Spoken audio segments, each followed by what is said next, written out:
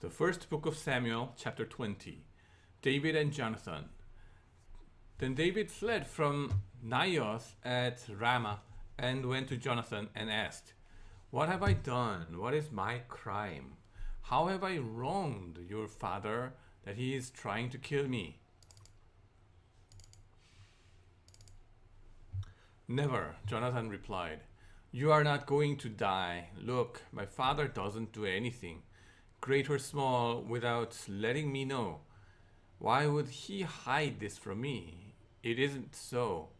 But David took an oath and said, "Your father knows very well that I have found favor in your eyes." And he has said to himself, "Jonathan must not know this, or he will be grieved. Yet, as surely as the Lord lives and as you live, there is only a step between me and death." Jonathan said to David, "Whatever you want me to do, I will do for you." So David said, "Look, tomorrow is the new moon feast, and I am supposed to dine with the king. But let me go and hide in the field until the evening of the day after tomorrow.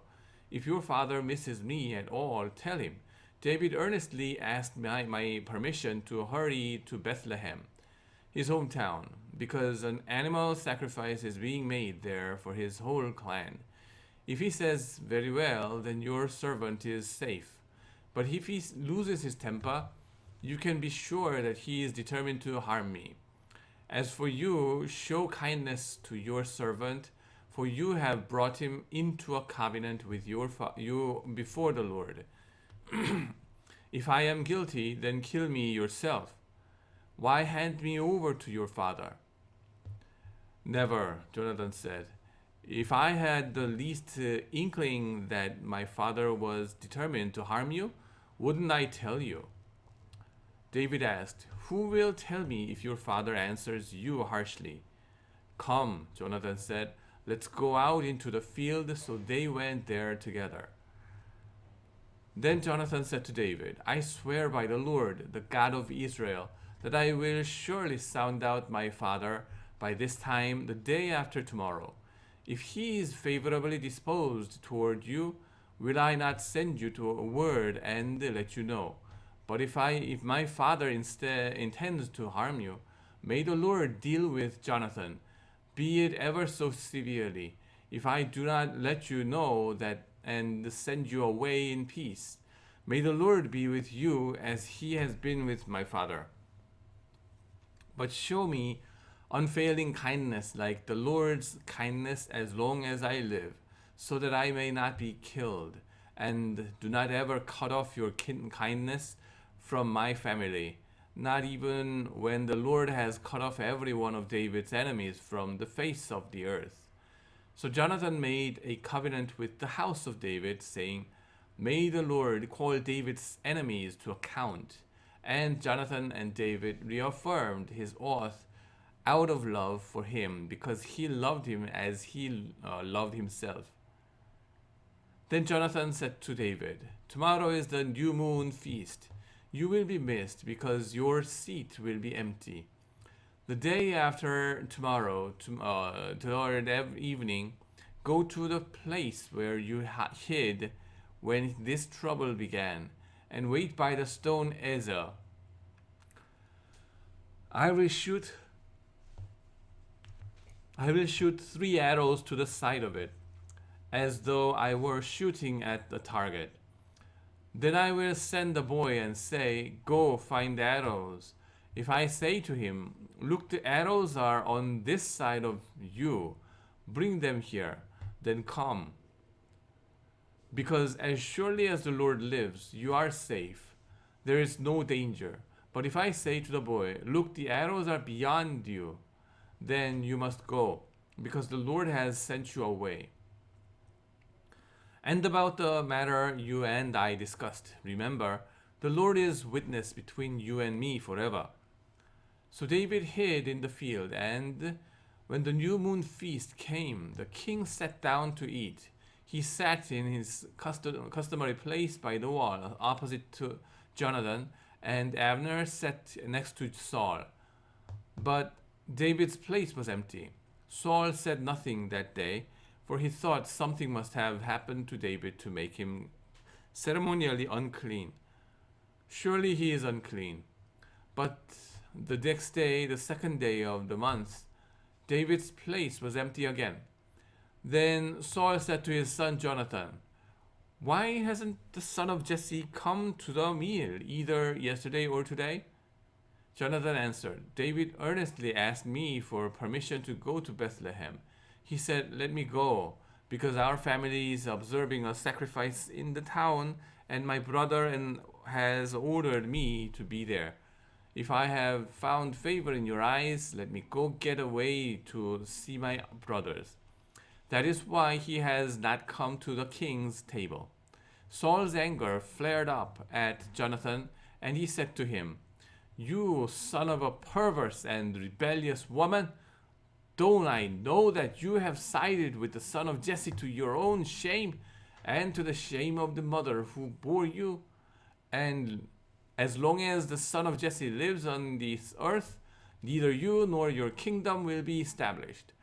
Now send someone to bring him to me, for he must die." "Why should he be put to death? What has he done?" Jonathan asked his father. But Saul hurled his spear at him to kill him. Then Jonathan knew that his father intended to kill David. Jonathan got up from the table in fierce anger on that second day of the feast. He did not eat because he was grieved at his father's shameful treatment of David. In the morning, Jonathan went out to the field for his meeting with David. He had a small boy with him, and he said to the boy, "Run and find the arrows I shoot." As the boy ran, he shot an arrow beyond him. Then the boy came to the place where Jonathan's arrow had fallen. Jonathan called out after him, "Isn't the arrow beyond you?" Then he shouted, "Hurry, go quickly, don't stop." The boy picked up the arrow and returned to his master. The boy knew nothing about all this. Only Jonathan and David knew. Then Jonathan gave his weapons to the boy and said, "Go carry them back to town." After the boy had gone, David got up from the south side of the stone and bowed down before Jonathan 3 times, with his face to the ground. Then they kissed each other and wept together, but David wept the most. Jonathan said to David, "Go in peace, for we have sworn friendship with each other in the name of the Lord, saying, 'The Lord is witness between you and me, and between your descendants and my descendants forever.'" Then David left, and Jonathan went back to the town. David at Nob. David went to Nob, to Ahimelech the priest. Ahimelech trembled when he met him and asked, "What are you alone? Why are you alone? Why is no one with you?" David answered Ahimelech the priest, "The king sent me on a mission and said to me, 'No one is to know anything about the mission I am sending you on. For my men, I have told them to meet me at a certain place. Now then, what do you have on hand? Give me 5 loaves of bread, or whatever you can find." But the priest answered David, "I don't have any ordinary bread on hand. However, there is some consecrated bread here, provided the men have kept themselves from women." David replied, "Indeed, women have been kept from us as usual whenever I set out. The men's bodies are holy, even on missions that are not holy. How much more so today?" So the priest gave him the consecrated bread, since there was no bread there except the bread of the presence that had been removed from before the Lord and replaced by hot bread on the day it was taken away. Now one of Saul's servants was there that day, detained before the Lord. He was Doeg of Edomite, Doeg the Edomite, Saul's chief shepherd. David asked Ahimelech don't you have a spear or a sword here? I haven't brought my sword or any other weapon because the king's mission was urgent. The priest replied, the sword of Goliath the Philistine, whom you killed in the valley of Elah, is here. It is wrapped in a cloth behind the ephod of, if you want it, take it. There is no sword here but that one. David said, there is none like it. Give it to me. David at Gath. That day David fled from Saul and went to Achish king of Gath. But the servants of Achish said to him, isn't this David the king of the land? Isn't he the one they sing about in their dances? Saul has slain in his thousands, and David his tens of thousands. David took these words to heart and was very much afraid of Achish king of Gath. So he pretended to be insane in their presence, and while he was in their hands, he acted like a madman, making marks on the doors of the gate and letting saliva run down his beard. Achish said to his servants, look at the man, he is insane. Why bring him to me? Am I so short of madmen that you have to bring his fellow here to carry on like this in front of me? Must this man come into my house? Chapter 22. David at Adullam and Mizpah. David left Gath and escaped to the cave of Adullam. When his brothers and father's household heard about it, they went down to meet to him there. All those who were in distress or in debt or discontent gathered around him, and he became their commander. About 400 men were with him. From there David went to Mizpah in Moab and said to the king of Moab, would you let my father and mother come and stay with you until I learn that God will do for me? So he left them with the king of Moab, and they stayed with him as long as David was in the stronghold. But the prophet Gad said to David, do not stay in the stronghold, go into the land of Judah.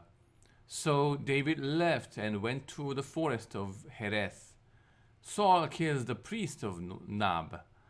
Now Saul heard that David and his men had been discovered, and Saul was seated, spear in hand, under the tamarisk tree on the hill at Gibeah, with all his officials standing at his side.